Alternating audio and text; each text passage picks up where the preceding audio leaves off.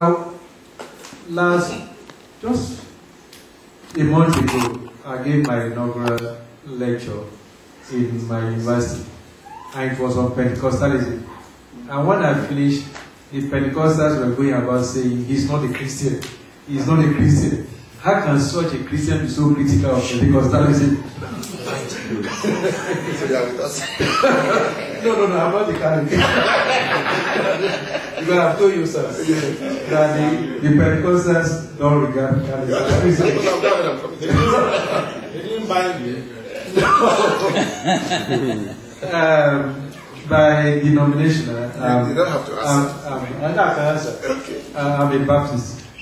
Okay. No, why I asked the question is, in this kind of meeting, you asked me to speak about the Catholic perspective. Yeah. And I speak with my Catholic identity and inner conviction as a Catholic.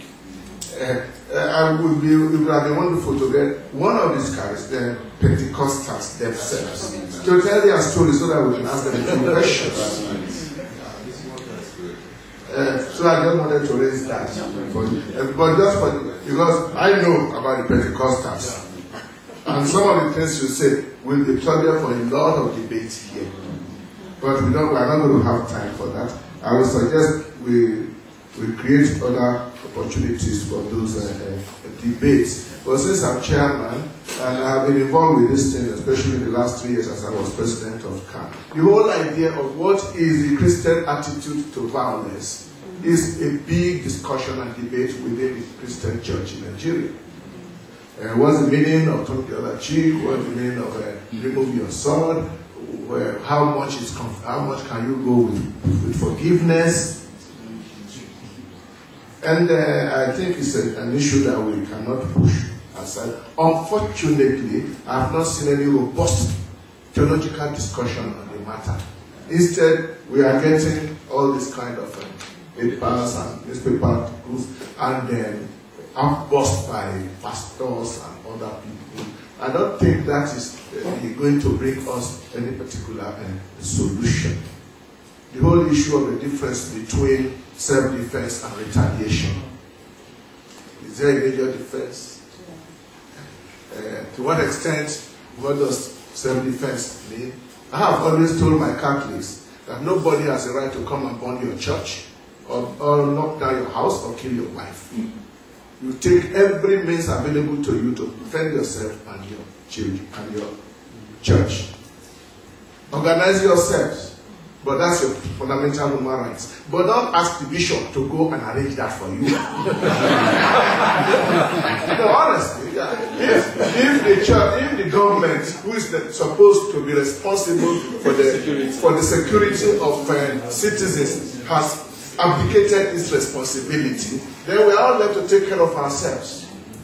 And in that case, I gladly support any Christian group that are organizing themselves to defend themselves in a very vigorous way.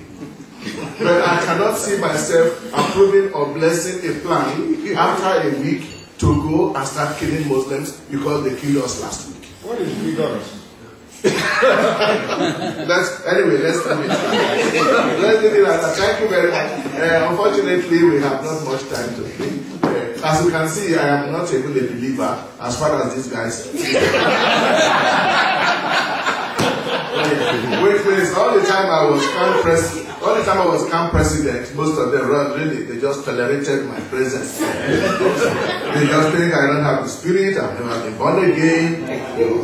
Also, which means that whatever work churches like Catholic Church, Anglican Church, and so on are doing is just not important. And all that is something we must bring in on board. To think that they are the only ones who are going to rural areas facing the dangers, that's very typical. There are 8 million, and even that figure is disputable. But we are other 52 million Christians in Nigeria. So the 52 million are doing nothing. No, the Protestants mainline, they are more in number than the Pentecostals. They are more in number, but they are dead. They are all dead. What I'm saying, by your own statistics, there are 8 million Pentecostals in Nigeria, 52 other Christians who are either not born again or dead. When we are facing realities. Yeah. we have to bring this up. And I think my hope is that we shall be able to start really talking with Pentecostals. They don't often attend this kind of meetings.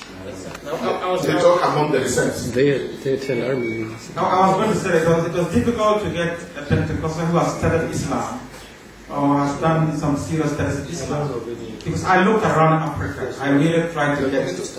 And it was difficult to get. And I know of Professor Matthews who has done a paper on Pentecostals in Islam. And I also hope that as we would have had some of them in the presence here. Because one of their names here is a Pentecostal, the rector of the Pentecostal University, but he's not present at this point in time. And I would have liked to have them sit in here and make a response to this. But having said, I think we really have a serious challenge when it comes to the Nigerian context and in some cases the Sudanese context also. And maybe we will have some extended conversations on that.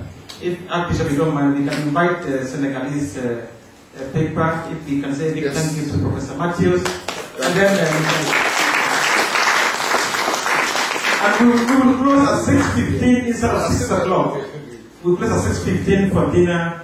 And we see whether, after the paper, if we feel tired, we take it even after dinner, we just take it off and digest what has gone on the day. It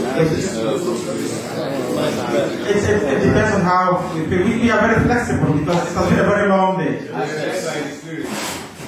led by the Spirit. Thank God I am a Presbyterian. My spirit works different.